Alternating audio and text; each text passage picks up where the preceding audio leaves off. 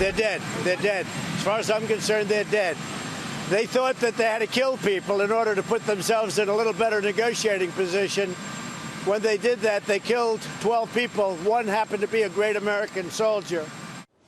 And that was that for the President of the United States. Those Taliban talks that would have been at Camp David just days around the anniversary of the 9/11 attacks of this country, not happening. Retired Green Beret Lieutenant General Jerry Boykin. General, good to have you. Are you happy those talks are dead, General?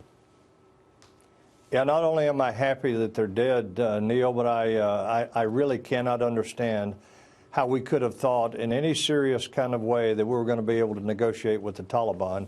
And frankly, I don't think we should have ever gone down this path to begin with. You know, there are those, you know, in the military sphere, General, who always tell me, well, talking is better than the alternative, and that if you can talk, at least you're not killing each other. What do you say to that?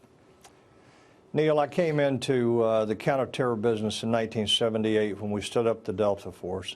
And we already had a long-standing policy that we don't negotiate with terrorists. Keep in mind that the Taliban are terrorists. They are motivated by the same ideology that Al-Qaeda and ISIS and Boko Haram are motivated by. They are terrorists. You sit down and talk with them, especially when you leave out a legitimate government like the government of President Ghani, and you start talking to them, you're violating, I think, a long-standing U.S. policy towards terrorists. Do you think that this attack that killed an American soldier and dozens of others was meant to do just that, squelch the talks, stop them in their path? Well, I think that is something that could be considered, because what does the Taliban get out of this? First of all, they've already started claiming that they've waited the U.S. out. They've already started taking credit for a big win in their social media.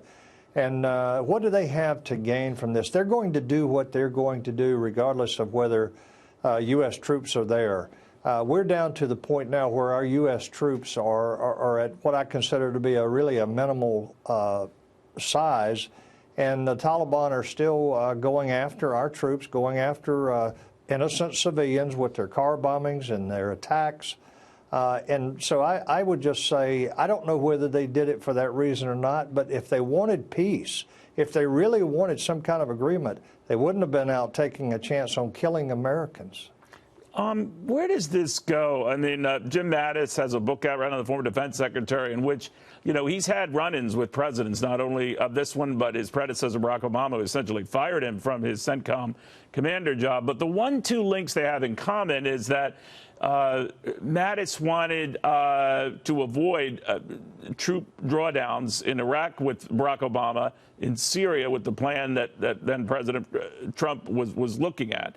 And the President Trump, I'm saying, has since reconsidered that for the time being, but that we are trying to extricate ourselves from this region, but it's next to impossible. Neil, look, I think that what we have there in Afghanistan now is sustainable for an indefinite period of time. Now, I would like to see us get all troops out of there as well, but we've got to be realistic. Now, even if you decide to draw down, we could draw down and offset that with some kind of contractor support. The problem with contractors is they have to be on a tight leash and they have to be under very strict control. But in terms of training and equipping and helping the Afghan national forces, helping them to be able to provide their own protection, sort of like the Accords program in Vietnam, we could certainly do some of that with contractors and further reduce our presence there. The bottom line is, though, there has to be an American military presence in that country for, as far as I'm concerned, an indefinite, unforeseeable amount of time. Wow.